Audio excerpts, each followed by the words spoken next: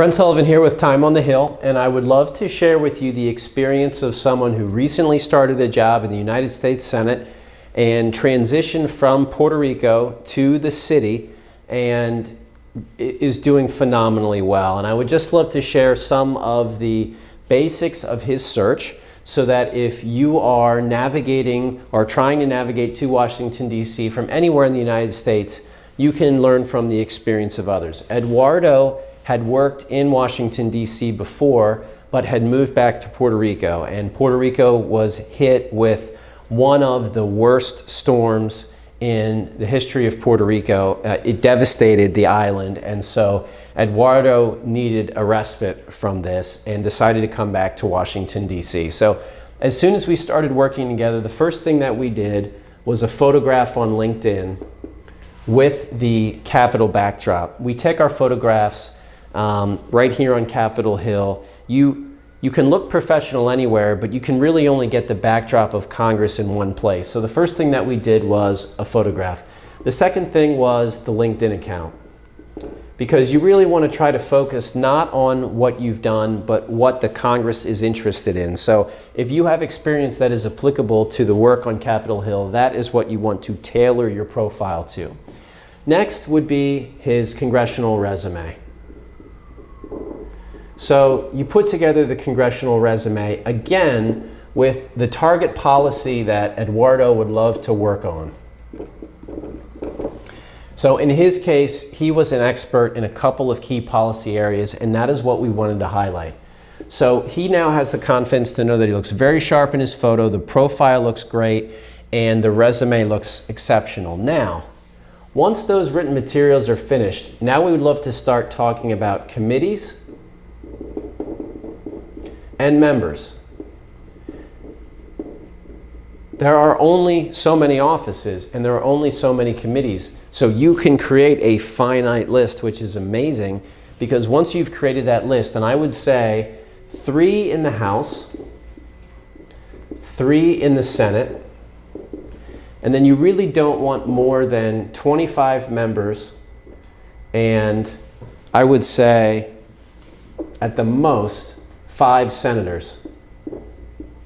Beyond that, it's too overwhelming. You're not being targeted.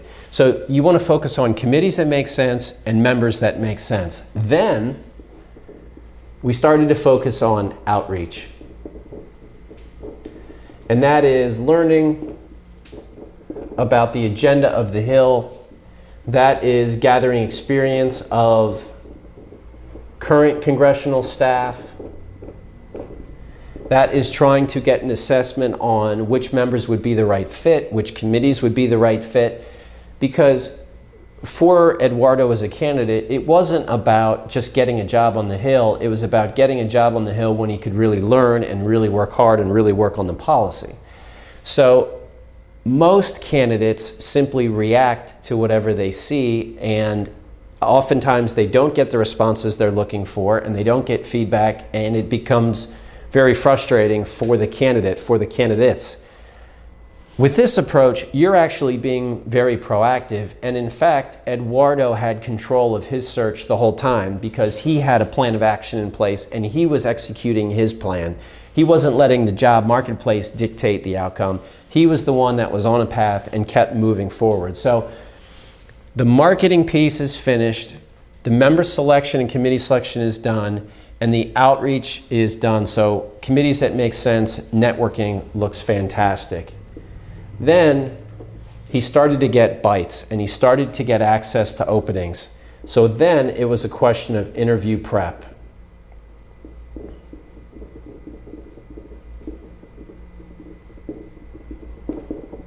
And he did a beautiful job of preparing. He studied the last 6 months of tweets. He studied the last 6 months of committee work and committee assignments. He did a really beautiful job. This is what I would suggest if you're looking to try to navigate a successful search. You can let the process itself control you, or you can take control. So think about your marketing. Think about committees and members that make sense for you. Do the outreach, and then when you get a great lead, prepare. If you don't do this, what was the point of everything else? And he did it beautifully, and so we're really proud of him, and we're excited to see what the next 3 to 5 years has in store. If you have additional questions about this, please visit www.timeonthehill.com. And again, we thank you for watching the video.